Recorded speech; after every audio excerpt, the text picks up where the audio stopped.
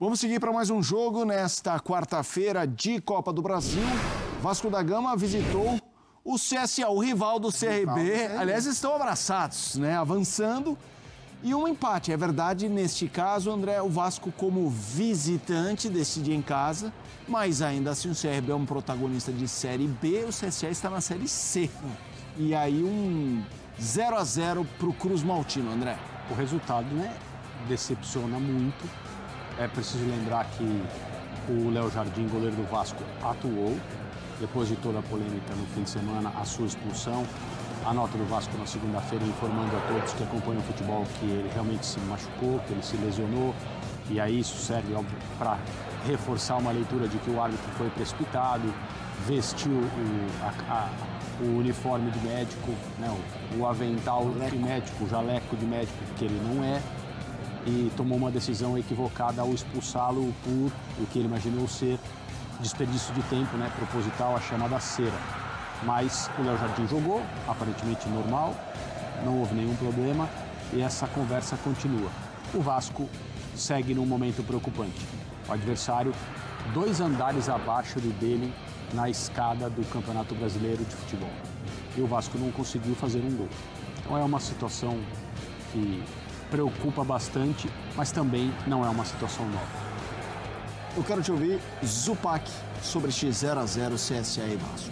A gente falava sobre Cruzeiro e CRB, que pese as diferenças de nível técnico das equipes, o fato de um jogo ser em BH, o outro ser em Maceió, mas que o Cruzeiro produziu bastante para vencer, o Vasco produziu menos para vencer. Teve chance, a gente está vendo, mas produziu menos para vencer. O CSA tentou se defender bastante e o Vasco encontrou muita dificuldade para furar o bloqueio do CSA. O Vasco encontrou mais facilidade nesses arranques do PH, em uma outra arrancada do Ryan, quando o CSA tentou sair um pouco mais e o Vasco encontrou o caminho. Além disso, o Vasco viveu do que tem vivido nos últimos anos, que é de cruzamento, do Piton de um lado, do PH do outro, tentando achar o Verrete, e é pouco, né? É pouco. No segundo tempo, ciente, tá vendo a expulsão do João Vitor, temos que falar sobre o João Vitor, né? Infelizmente. Mas no segundo tempo, ciente de que o seu time estava com dificuldade de construir, o Diniz fez o tipo de alteração que ele costuma fazer, que é tirar um zagueiro, colocar alguém do meio para frente e recuar alguém para a zaga.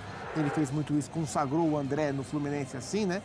Ele fez isso com o Hugo Moura, ele tirou o Maurício Lemos para colocar o Thiago Mendes, que foi contratado, o ex-jogador de São Paulo, e botou o Hugo Moura na zaga. O Vasco trabalhou mais a bola, a gente vê aí a posse muito elevada, número de finalização bastante elevado, mas de fato, na comparação com o próprio Cruzeiro que a gente fez, o Cruzeiro era 20 e tantas finalizações para 11 no alvo. O Vasco já acertou o alvo menos, teve menos chance de vencer o jogo em Maceió.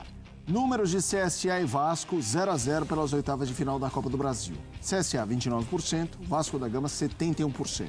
Finalizações, 10-20. No alvo, 0 a meia dúzia. Grandes chances, 1-7. Ações da área rival, 14-41. Cruzamentos, 12-42. André, o jogo da volta igualmente perigoso, mas óbvio, o Vasco é diferente do Cruzeiro, joga em casa. Como é que você está vendo o Vasco, o momento atual do Vasco da Gama, André? Não dá para pensar no Vasco não se classificando na Copa do Brasil, né? Isso seria, obviamente, muito ruim e não haveria como explicar, né, o Vasco sair da Copa do Brasil num confronto desse nível. É difícil falar nesse assunto porque alguém vai dizer, mas você está cometendo um desrespeito tremendo contra um adversário que tem também as mesmas chances de classificação. É lógico que tem, eu não estou falando sobre isso. Eu estou falando sobre um time da Série A, por pior que seja o momento, por mais defeitos que tenha coletivamente e razões para explicar isso, toda a parte externa, administração, entrevista do Pedrinho na semana passada, muito criticado, 2 horas de conversa, falando... um ambiente de tumulto, é uma coisa conturbada o que o Vasco vive. O futebol não escapa disso. E, nesse caso, o futebol também é a origem de uma parte desses problemas de ambiente. Mas não dá para imaginar o Vasco não se classificar nesse confronto. É uma coisa... seria inexplicável e, obviamente, muito grave, muito ruim. A gente tem uma tela, né, Camila, sobre o Vasco pós-pausa do Mundial. Importante lembrar que tem o pós e tem o momento anterior à pausa, que é quando começa a mostrar alguma performance. Teve a visita ao Morumbi contra o São Paulo, que o Vasco foi dominante, e ali, inclusive, a chapa esquentou para o Zubeldia e o Diniz naquele processo de, tá encaixando. Números do Vasco após a disputa do Mundial, da pausa, né, do Mundial de Clubes. 3 cariocas disputaram o Mundial, o único que não disputou foi o Vasco. E não há vitórias. São 6 jogos, 0 vitória, 4 empates, 2 derrotas. A última vitória há 7 jogos, justamente esse 3-1 contra o São Paulo. E o gol do São Paulo já foi no fim. Assim, foi passou o carro, o Vasco. 12 de junho. Quero que você fale um pouco sobre essa questão, né? A sensação da ida para a pausa era, olha, tá indo, mas não foi. Não foi. O Vasco vive uma fase. O Vasco tem jogado mais vezes mal do que bem. Contra o Inter, no último final de semana, o jogo terminou empatado. E terminou empatado porque o Léo Jardim atrapalhou o Vasco, minha opinião. O Léo Jardim prejudicou o Vasco, não foi o árbitro, foi o Léo Jardim que prejudicou o Vasco. Mas o Vasco, especialmente no primeiro tempo, fez um bom jogo contra o Inter. Então, assim, em termos de desempenho, o Vasco contra o Inter mostrou algo melhor do que vinha mostrando, mas hoje voltou a dar passos atrás. Mas a posse de bola, mais volume de finalização, tudo isso deveria de fato acontecer contra um time da terceira divisão. Lógico. Mas o Vasco teve dificuldade para vencer o jogo, não acho que o Diniz saiu satisfeito. Não vi a entrevista, talvez ele me desminta sobre a minha percepção sobre ele mesmo, né? Mas não acho que seja um jogo para o Vascaíno sair satisfeito, nem para o torcedor, nem para o treinador, porque o Vasco é um time que oscila muito e joga muitas vezes mal. Hoje, mais uma vez, não foi um time convincente, não, e teve ainda alguns contra-ataques que tomou e que o time do CSA poderia ter marcado. Que bom que o Léo Jardim se recuperou. Parabéns aí aos médicos do Vasco por terem recuperado o goleiro da lesão que ele teve no último final de semana. Eu não entendi o recado, Gustavo Zupac. Vasco chega a 6 jogos sem vitórias, a gente acabou de mostrar essa tela, André. A sua percepção do que é a realidade do Vasco da Gama? Muito preocupante em termos de futebol mesmo. Eu não imaginava que no momento em que o Fernando Diniz assumisse o Vasco, o time tivesse um repertório tão difícil da gente identificar. E é sempre importante a gente lembrar, o Diniz é um cara permanentemente confiante no trabalho dele e nos métodos dele para conseguir em campo que os jogadores interpretem as ideias que ele tem a contento. E ele é o primeiro cara a dizer que o futebol que ele prega, e as pessoas o criticam até de maneira exagerada por causa disso, ele é o primeiro cara a dizer que para jogar o futebol que ele gosta de ver seus times jogando, não é necessário ter craques no elenco. Então, porque essa é uma crítica sempre feita. Não adianta o cara querer fazer isso com o time, mas o Guardiola faz, eu sei lá mais quem faz.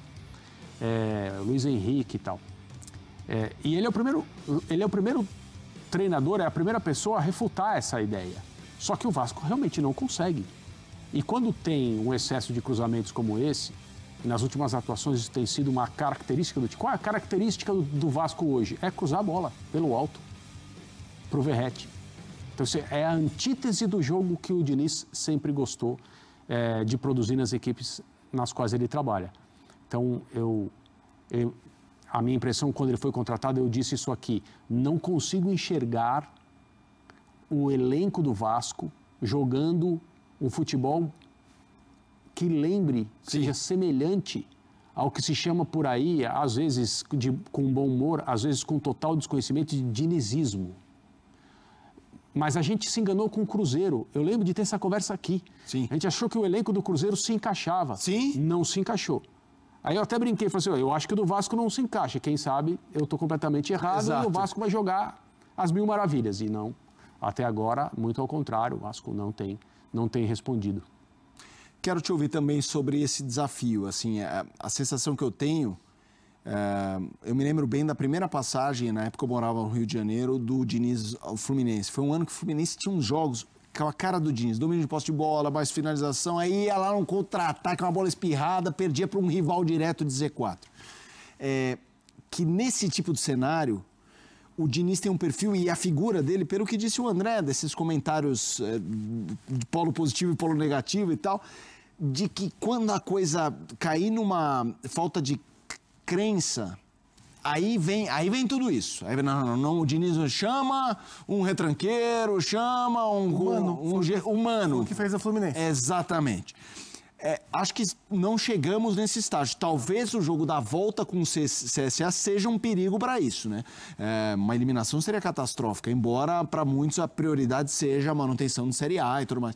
Como é que você vê aí não só Diniz e elenco, Diniz e bola, mas Diniz e esse contexto vascaíno do que deve ser esse segundo semestre? Quando a gente para pensar nos grandes trabalhos do Diniz ou nos grandes momentos da sua carreira em time grande, eu vou tirar aquela época de Audax, né, há quase 10 anos, que foi onde ele ganhou relevância nacional, a gente vai apontar 2, né, o momento do São Paulo, onde o São Paulo quase foi campeão brasileiro com ele, e, claro, a trajetória vencedora dele no Fluminense. Nos 2 momentos, ele encontrou algo que hoje o Vasco não tem, além de melhores jogadores, que é um clima externo mais estável.